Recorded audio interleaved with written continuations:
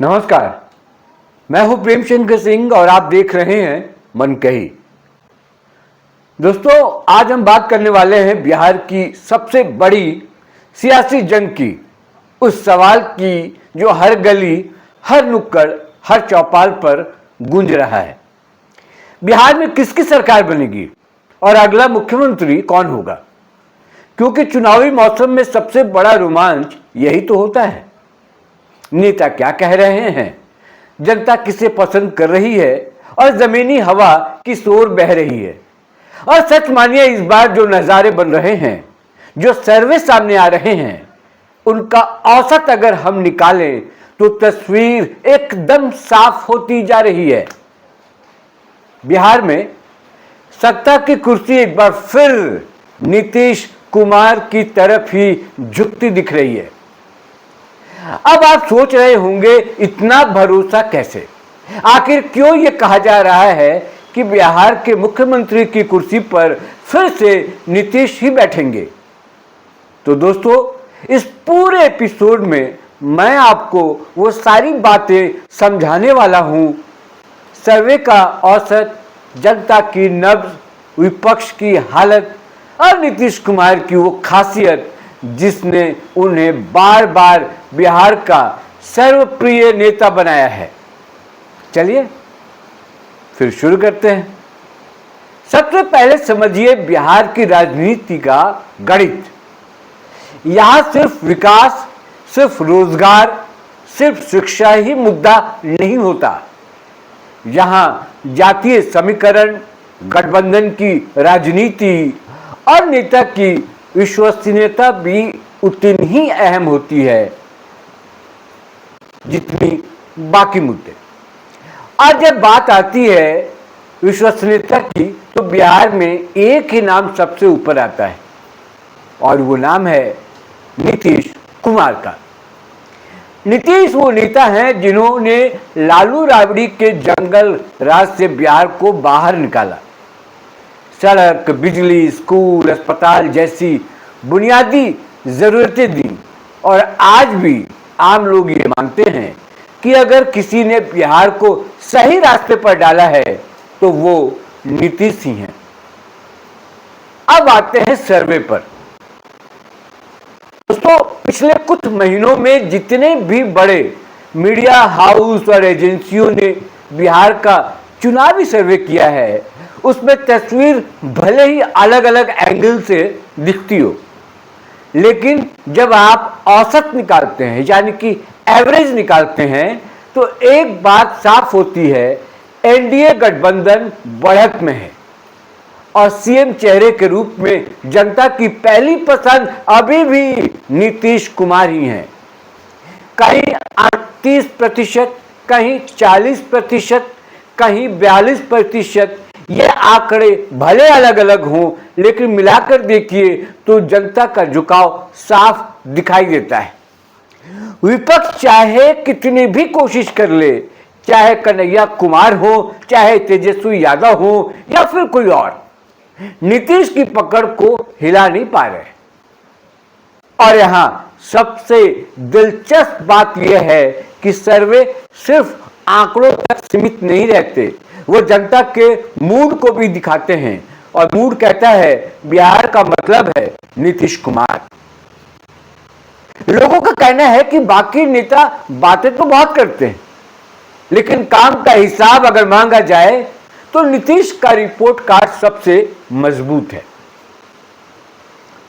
भाइयों, विपक्ष के पास एक भी ऐसा चेहरा नहीं है जो नीतीश की बराबरी कर सके। तेजस्वी यादव के पास युवाओं को लुभाने के लिए नारों की कमी नहीं है, मानता हूं, लेकिन जनता को याद है कि उनके परिवार के राज में बिहार कैसा था। भ्रष्टाचार, गुंडाराज, नौकरी का नामो निशान नहीं और कानून व्यवस्था का तो बुरा ही हाल था। जनता ऐसे वक्त को वापस आते देखना नहीं चाहती। जहां तक बात है कन्हैया कुमार जैसे नए चेहरों की, तो सच कहें तो बिहार की राजनीति सिर्फ भाषणों और नारों से नहीं चलती। यहाँ जड़ों में पैठ बनानी पड़ती है। जातियों का संतुलन साधना पड़ता है और लोगों को भरोसा दिलाना पड़ता है कि आप सत्ता चला सकते हैं। और कन्हैया अभी उस लेवल से बहुत दूर है। अब बात करते हैं नीतीश कुमार की खासियत की। ये भी तो जाने कि नीतीश कुमार नंबर 1 क्यों है। नीतीश की सबसे बड़ी ताकत है उनकी इमेज, सुशासन बाबू। भले ही सियासी दलाल उन्हें पलटू राम कहते हों, भले उन्होंने कई बार गठबंधन बदला हो, लेकिन आम जनता के बीच उनकी छवि अभी भी बनी हुई है एक ऐसे नेता की जो जात पात से ऊपर उठकर विकास की राजनीति करता है। आप गांव में जाइए, किसान से बात कीजिए, छात्रों से पूछिए और सबसे बड़ी बात महिलाओं से भी आप राय लीजिए। हर जगह आपको एक ही जवाब सुनाई देगा, नीतीश में खोट हो सकता है लेकिन दूसरा विकल्प उससे भी कमजोर है। और महिलाओं में तो वो बहुत ज्यादा पॉपुलर है, शराबबंदी को लेकर ये सब जानते हैं। और यही वजह है कि जब सर्वे औसत की बात आती है तो आंकड़े नीतीश के हक में जाते हैं। जनता साफ साफ मानती है कि इस बार भी अगर बिहार में स्थिर सरकार चाहिए तो नीतीश कुमार ही एकमात्र चेहरा है। अब थोड़ा विपक्ष पर भी बात कर लें। आरजेडी की हालत ऐसी है कि पार्टी परिवारवाद के घेरे से बाहर निकल ही नहीं पा रही।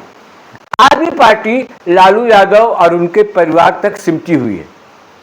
तेजस्वी यादव कोशिश जरूर कर रहे हैं लेकिन जनता में उनका भरोसा उतना गहरा नहीं है। बालक वाली इमेज। लोग कहते हैं बोलने में तेजस्वी तेज हैं लेकिन करने में अभी कच्चे हैं। वही मैं एक्सपीरियंस जिसकी बात कर रहा हूं मैं। दूसरी तरफ कांग्रेस है जो बिहार में वैसे ही सपोर्टिंग प्लेयर है और उससे ज्यादा कुछ आप कह भी नहीं सकते। और जहां तक लेफ्ट पार्टियों का सवाल है, उनका असर कुछ खास इलाकों तक सीमित है। तो तस्वीर साफ है, विपक्ष बिखरा हुआ है और नीतीश मजबूत खड़े हैं। सर्वे के औसत भी यही बताते हैं। अगर आज चुनाव हो तो जनता की पहली पसंद नीतीश कुमार ही होंगे। अब थोड़ा बिहार की जनता की मानसिकता पर भी बात कर लेते हैं। बिहार का वोटर बहुत चतुर है। वो देखता है कि किसने उसके लिए काम किया है, किसने सिर्फ भाषण दिए हैं। और नीतीश कुमार का फायदा यह है कि उन्होंने महिलाओं को सशक्त किया, छात्रों को साइकिल स्कॉलरशिप दी, गांव-गांव में सड़क और बिजली पहुंचाई।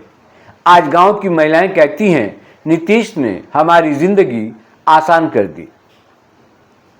महिलाएं ये भी कहती हैं शराबबंदी के बाद उनकी जिंदगी बदल गई।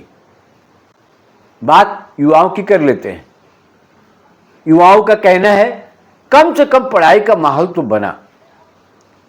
ये वो बातें हैं सिर्फ चुनावी भाषणों से नहीं आती बल्कि जनता के रोजमर्रा के अनुभव से निकलती।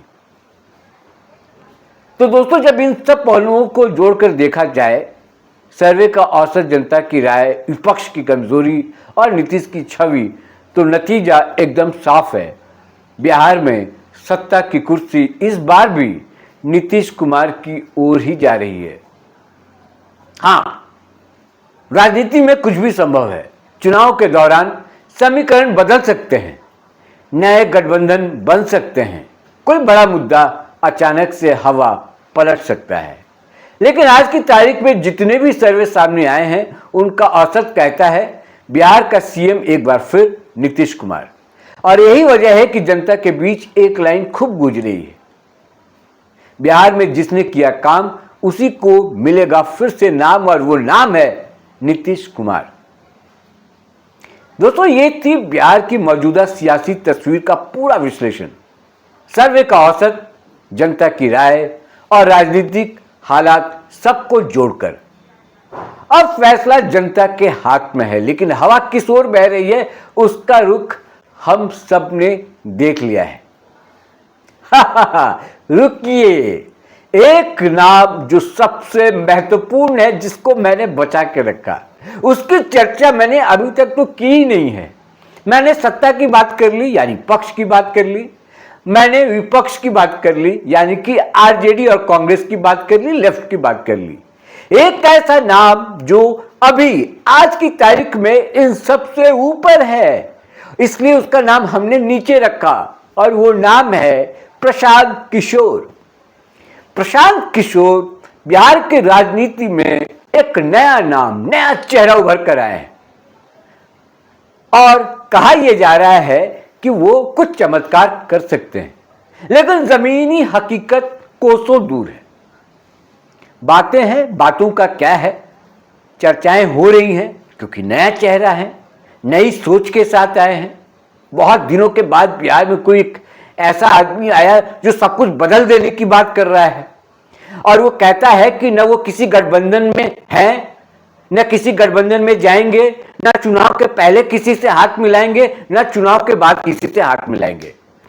इसलिए प्रशांत किशोर को इस पूरे सर्वे से मैंने अलग रखा, और उनकी बात मैंने चाहा अलग से की जाए, क्योंकि ये थोड़ा यूनिक किस्म के आदमी हैं। बातें इनकी बड़ी यूनिक है, अलग है, जो कि प्रैक्टिकल दिखाई नहीं पड़ते।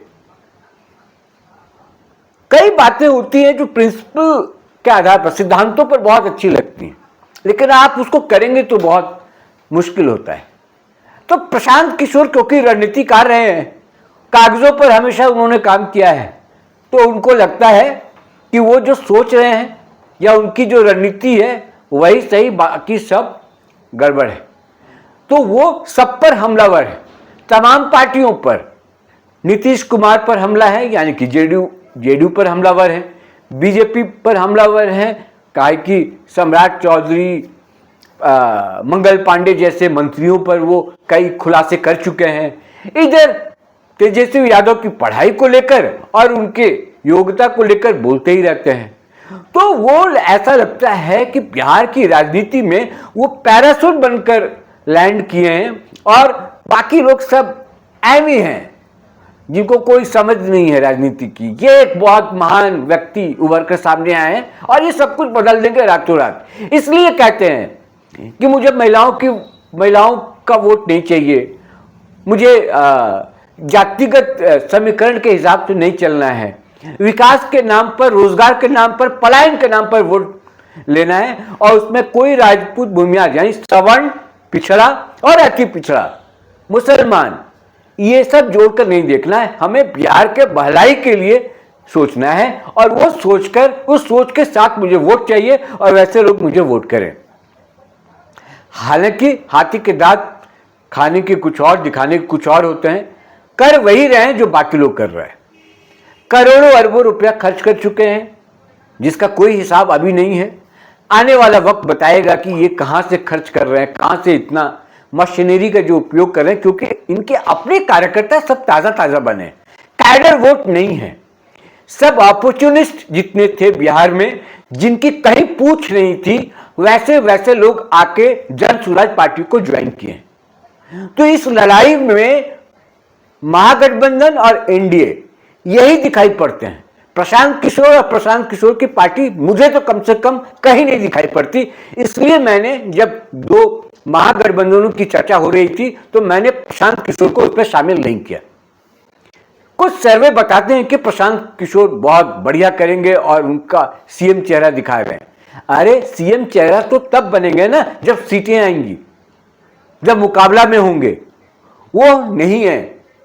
हाँ, कुछ लोगों का खेल बिगाड़ सकते हैं, अलग बात है, लेकिन ऐसा नहीं होने वाला है कि रातों रात चमत्कार हो जाएगा, प्रशांत किशोर बिहार के सीएम बन जाएंगे और जन स्वराज पार्टी की सरकार बन जाएगी। तो ये तीन धड़ा मान के चल सकते हैं, पक्ष विपक्ष, मतलब नीतीश बनाम तेजस्वी यादव, और पीछे से एक नाम है प्रशांत किशोर, जो कि सिर्फ अभी आरोप लगा रहे हैं, सिर्फ खुलासे कर रहे हैं, अपनी बात रोजगार पलायन, कोई बहुत बड़ा रोडमैप भी नहीं दिखा रहे हैं। अभी हो जाएगा, कर देंगे, बदल देंगे। भावनात्मक राजनीति जिसको कहते हैं, उस पर ज्यादा जोर है इनका। लेकिन वो भीड़ जो इनको दिखाई पड़ रही है, जो जिससे ये ज्यादा उत्साहित है, इनको लगता है यही भीड़ जो है वो जाकर वोट करेगी प्रशांत किशोर को, प्रशांत किशोर जीत जाएंगे।